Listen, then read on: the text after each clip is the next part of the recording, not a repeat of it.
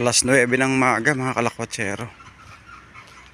Walang katao-tao sa daan eh. Medyo makulimlim ngayon eh. Mga kalakwatsero. Nag-walking lang ako. Wala akong magawa. Mamaya pantay pagpasok ng kalakwatsero. Nandito tayo sa Pinret mga kalakwatsero.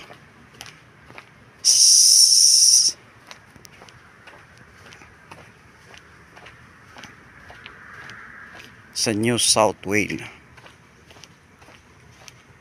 Australia. Ganda dito maglakad-lakad mga kalakwatsero, di ba? Ang daming puno, tahimik, walang standby.